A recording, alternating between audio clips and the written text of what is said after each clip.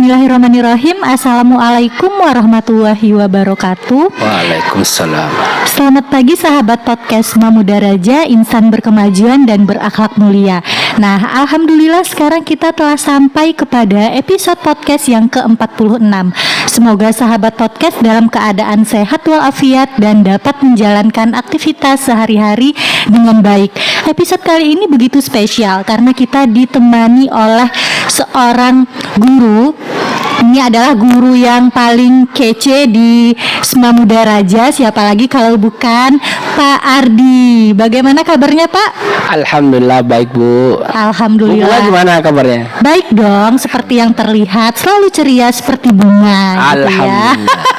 Nah, ini saya mengucapkan terima kasih karena telah hadir di podcast kami, menyempatkan waktu di tengah-tengah kesibukannya yang padat ya. Karena kenapa saya bilang padat padahal sekarang sudah akhir semester gitu ya.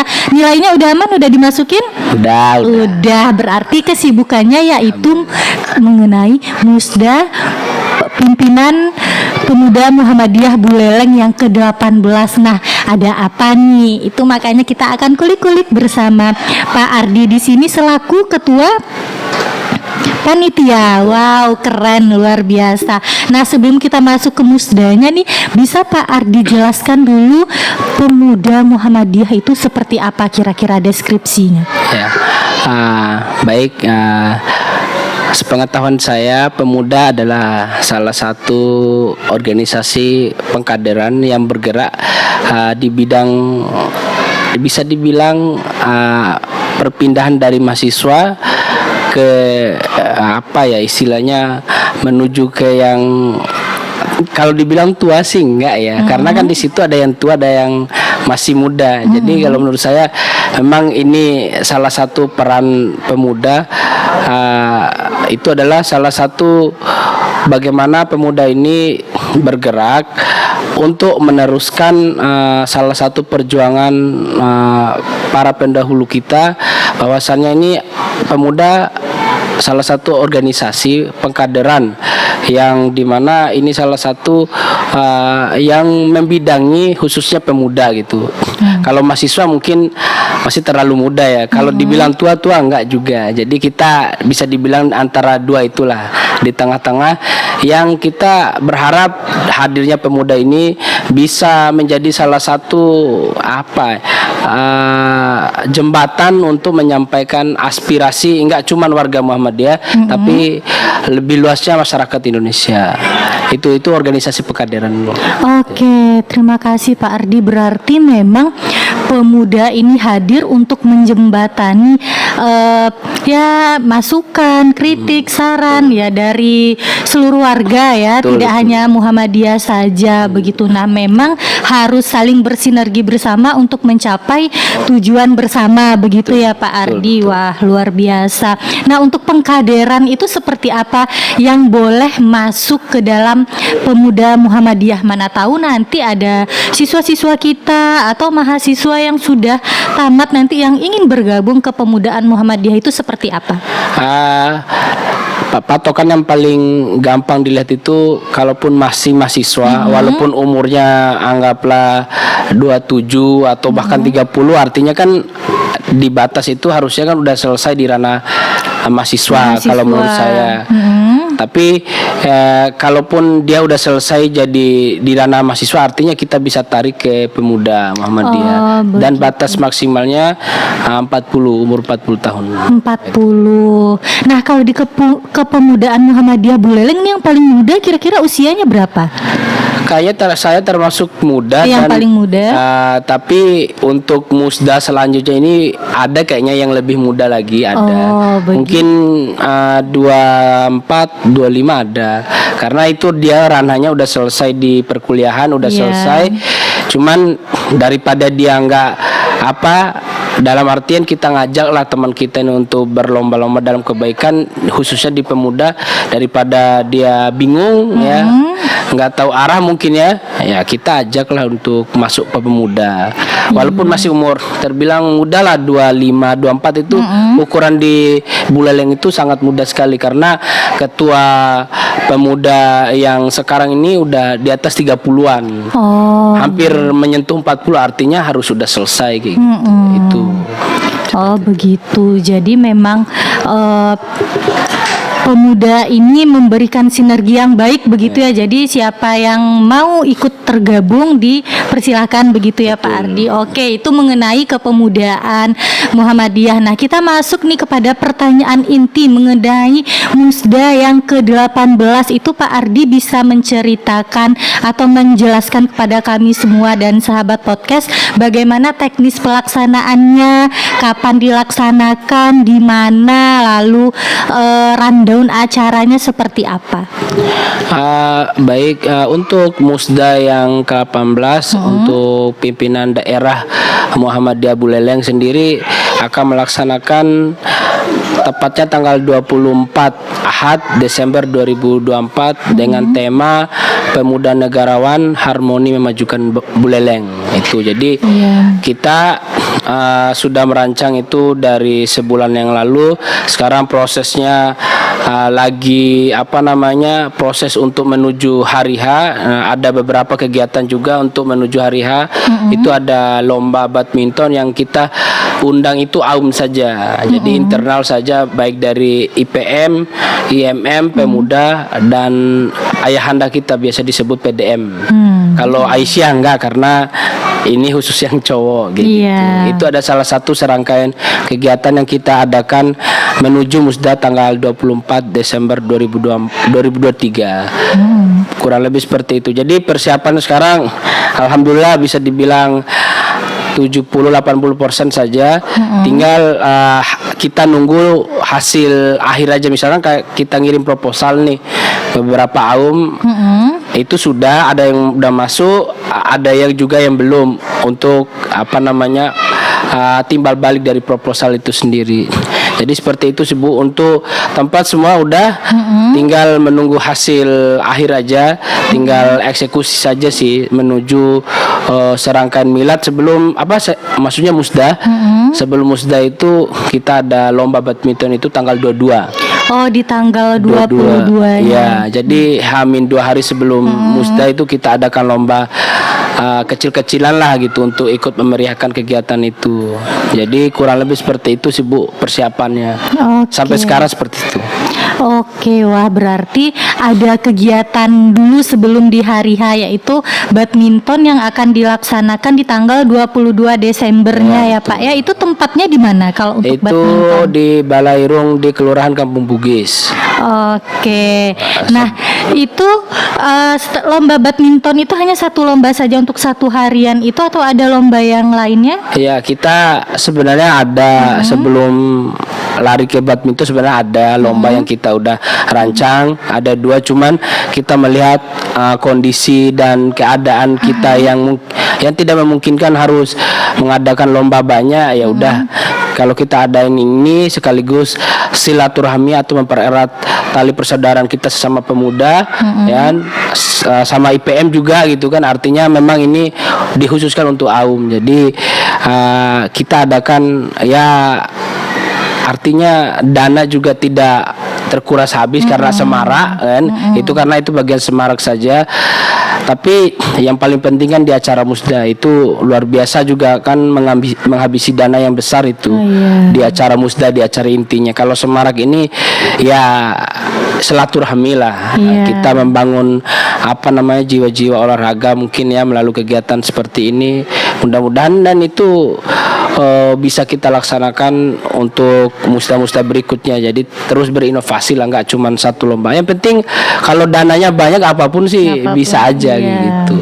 Ya, tapi dengan lomba badminton ini sebenarnya kita tidak melihat dari lombanya apa, hadiahnya apa, tapi kita lebih melihat sisi esensialnya itu ya kita bertemu bersama, silaturahmi berjalan dengan baik, begitu ya. Asalkan jangan pinjem 100 dulu ya, Iya, karena betul. silaturahmi jangan ya. Iya, Nah, karena memang kita juga kan jarang kumpul gitu Iya. kan. Ya, mudah-mudahan dengan seperti ini ya kita alhamdulillah bisa silaturahmi lagi. Karena musda itu pun kalau udah namanya pemilihan ketua, sekretaris dan sebagainya jajaran baru nih nanti kan artinya kan pasti ada aja nanti istilahnya apa suasana yang kurang tegang, ya udah kita buat slow dulu gitu melalui kegiatan, karena nanti kan tensinya mungkin ya mudah-mudahan ya nggak panas ya, kita sih pengennya ya slow aja lah gitu. slow. Tapi kayaknya enggak, karena udah ada olahraga dulu, udah ada santai dulu aja enggak sih gitu. Semoga Iya, nanti betul. berjalannya secara baik sesuai yang diharapkan dengan profesional juga begitu. Nah, saya balik lagi di tanggal 24 tadi Pak Ardi belum mengatakan di mana nih tempatnya. Hanya tanggal 24 dari jam berapa, terus rundownnya seperti apa itu Pak? Jadi kita awalnya memang banyak opsi juga, tapi kembali lagi ke dana itu, dana yang membuat kita harus terbatas untuk gerak gitu kan, yang pada akhirnya kita tetap opsi memang pertama itu kita keluar, kita coba buka jaringan di luar, tapi karena keadaan dan kondisi banyak masukan dari ayahanda, ibunda dan sebagainya, udah kita akhirnya pilih di perguruan Muhammadiyah, tepatnya mungkin di SD Muhammadiyah, dipakai nanti di lantai 2 kalau nggak salah. Terus kalau untuk acaranya memang kita ngerancang, memang kalau musda di beberapa tempat ada yang 2-3 hari, tapi kita di Buleleng itu kalau kita bisa buat simpel secara kekeluargaan itu bisa, dan selama itu nggak melanggar aturan yang sudah kita buat sesuai acara atau kondisi di musda, ya nggak ada masalah kayak gitu. Yang penting sesuai aturan saja. Iya, sesuai seperti itu. aturan. Mau 1 hari nggak ada masalah seperti itu. Yang penting tujuannya tadi itu tercapai, betul, begitu seperti ya. Oke, berarti memang dari pagi dari jam 8 sampai habis Perkiraan jam paling lama habis asar lah. asar Paling lama, selesai. selesai. Nah, itu akan dipilih ketua baru. Ya, ketua begitu. baru, betul. Masa kepemimpinan 5 tahun ke depan? Betul. Betul. Terus sekretaris dan jajarannya Ya, begitu ya. Nah, sekretaris, sistem ya. pemilihannya seperti apa? Sistem pemilihannya itu kita sudah share ininya form ke teman-teman pimpinan yang berminat, silahkan diisi. Yang isi itulah yang akan maju sebagai calon formatur. Nah, calon formatur itu terdiri dari 9 orang. Nah, kalau sudah terpenuhi 9 orang itu artinya tidak ada pemilihan. Yang terjadi di sana itu 9 orang ini musyawarah mufakat untuk menentukan siapa ketua, sekretaris, bendahara dan jajarannya ke bawah. Kayak gitu. Begitu. Intinya 9 orang itu yang diutamakan. Udah ditentukan semua, baru nanti sisanya yang nggak terlibat di formatur paling nanti masuk di bidang-bidang apa gitu. Begitu, Kayak gitu. ya. Nah, ini pertanyaan yang sangat penting ini.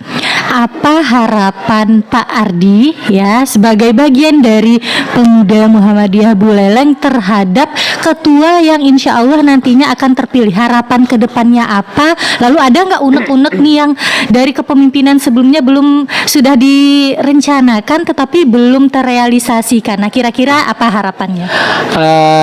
Harapan saya untuk kedepannya, untuk ketua baru kedepannya, siapapun yang terpilih, artinya itu hasil musyawarah kita bersama. Tidak mungkin kita menafikan, oh ini hasil ini nih nyogok nih atau segala macam, ya nggak sampai seperti itulah kalau di Muhammadiyah gitu. Artinya memang kita siapapun yang jadi ketua, artinya kita tetap dorong, kita tetap support gitu kan. Yang jelas yang kita harapkan jangan sampai untuk pemuda selanjutnya ini yang mimpin yang usia yang hampir mau 40 kalau menurut saya sendiri. Karena kan kelemahan di Pemuda Buleleng itu salah satunya adalah pengkaderan.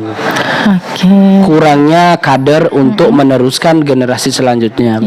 Makanya dari itu saya sebagai ketua panitia tidak hanya ingin menyalonkan diri sebagai salah satu formatur, tapi saya juga sambil menyediakan kepanitiaan ini sambil mencari juga kira-kira nih siapa nih teman-teman yang bisa diajak, misalkan guru-guru di SMA ataupun SMP ataupun SD yang bisa diajak untuk bergabung gitu. Jangan sampai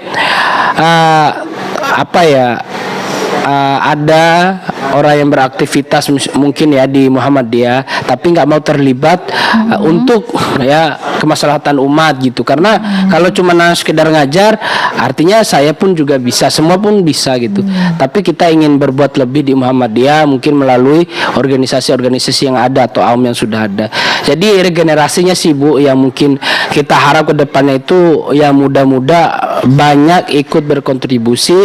Tidak hanya ya, kalau nggak berorganisasi itu susahnya kita tuh kalau kita ngopi tuh Bu, ngomongin orang, ngomongin pemerintah tapi nggak tersalurkan gitu kan. Tapi kalau udah ada organisasi, di bawah naungan organisasi, kita mau curhat apa dan kita itu bisa menyampaikan aspirasi kita ke Jakarta atau ke pusat lah, orang biasa bilang seperti itu. Jadi seperti itu pentingnya organisasi. Jadi kita tuh punya nilai plusnya di situ. Jadi ya ente mau kasih masukan ke pemerintah lewat individu ya susah. Kalau udah ada organisasi itu enaknya seperti itu. Kita rembukan, kita sepakati, kita tulis bersama, musyawarah bersama, hasil kesepakatan kita dorong supaya ke pusat ini bisa maju, bisa terrealisasikan ya. Misalkan bansos nih, kok nggak diturun-turun nih di Buleleng misalkan, nih contoh aja. Ya kalau kita udah bersuara, insya Allah ada jalan gitu loh. Daripada kekuatan sendiri itu berbeda jauh sekali. Kalau kita nimbrung di salah satu, ya bukan berarti pecah belah, enggak. Sebagai salah satu organisasi yang yang ingin tetap berjamaah tapi dikasih ranahnya masing-masing ya, IMM, IPM dan sebagainya. Itu sih Bu kalau menurut saya. Jadi salah satu hal positif kalau kita berorganisasi itu apa aja aspirasi atau keluh kesah kita bisa disampaikan di dalam organisasi dan setidaknya kita itu bisa gerak gitu ya Pak ya.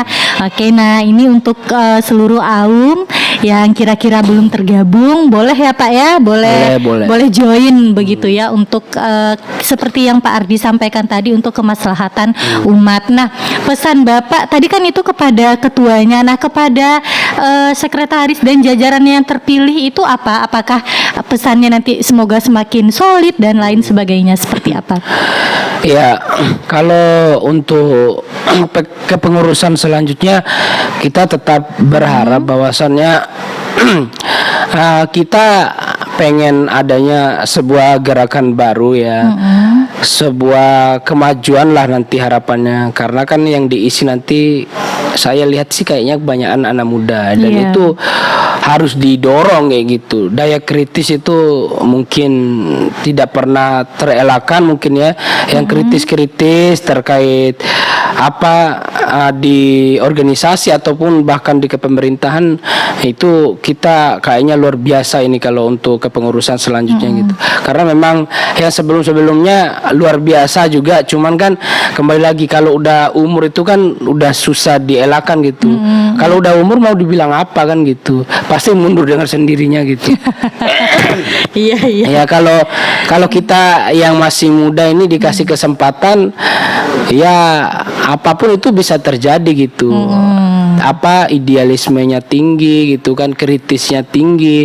Artinya kemajuan untuk pemuda ke depannya itu ya bisa dibilang luar biasa ya. Mudah-mudahan seperti itu karena sangat diharapkan seperti itu. Teman-teman juga insya Allah yang tak lihat ini insya Allah solid sih. Ya karena memang ini kan kita mencoba membangun suasana musda ini secara kekeluargaan tanpa harus ada namanya pemilu, karena memang esensi Muhammadiyah itu apa-apa tuh yang paling bagus tuh musyawarah mufakat. Iya, musyawarah mufakat. Iya, itu yang diutamakan kayak gitu. Kalau sudah nggak ketemu titik terangnya, pasti opsi terakhir tuh pemilihan. Kayak gitu. Wah, luar biasa. Ini semoga harapan-harapannya Pak Ardi ini adalah harapan-harapannya kita bersama.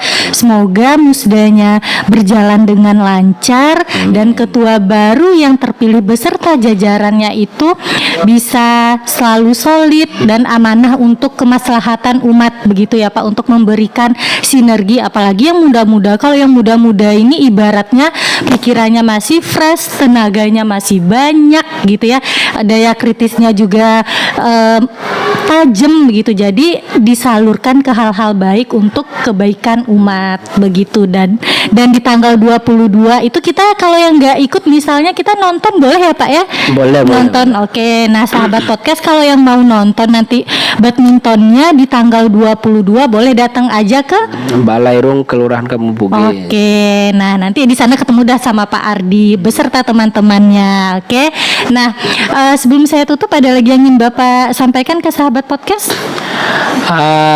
Mungkin pesan untuk anak muda yang istilahnya kayak introvert banget ya, bahasanya. Ini berat nih, berat. Kayak ya, pesan ke kayak anak muda. apa namanya, hobinya di rumah aja misalkan gitu ya.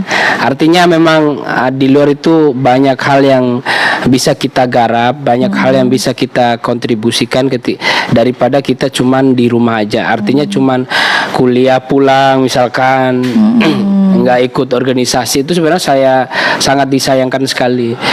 Saya itu ketika masuk organisasi itu banyak hal yang bisa kita dapat. Puncak tertinggi saya ketika berada di organisasi itu bukan siapa-siapa, tapi karena organisasi saya bisa ke Istana Negara dan ketemu dengan bertatap muka, makan bareng sama Pak Presiden. Itu pengalaman yang paling mahal yang tidak pernah saya lupakan selama ada di organisasi.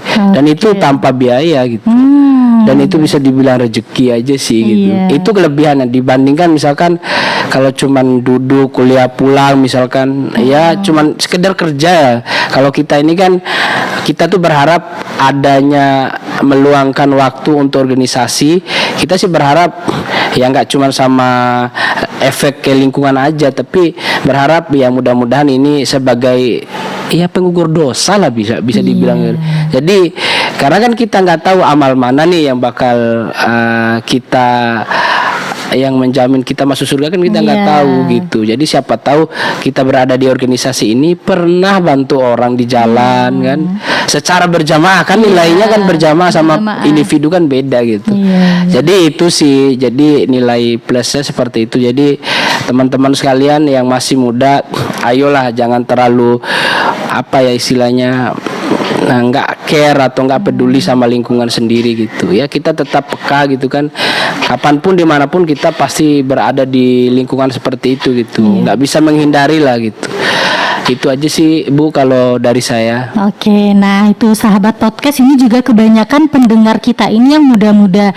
Semoga nanti terbukakan hatinya ya untuk bisa berguna bagi lingkungan atau berguna bagi sesama. Nah menarik tadi cerita Pak Ardi, karena organisasi itulah yang bisa membawa Pak Ardi ke Istana Negara bertemu Presiden. Ya kalau kita tidak ikut dan kita secara individu saja ya siapa kita, mungkin tidak akan pernah kita mendapatkan undangan spesial itu gitu ya Pak ya. Nah jadi itu salah satu tujuan kita masuk ke organisasi itu pure untuk mengabdikan diri, memberikan kebaikan kepada masyarakat begitu. Nah bonusnya seperti yang tadi Pak Ardi sampaikan, nah bukan gini nanti masuk organisasi nanti biar bisa kayak Pak Ardi bisa jalan-jalan ke sini dan segala macamnya ditanggung sama, bukan, itu bonus ya Pak ya, itu bonus di garis bawahi.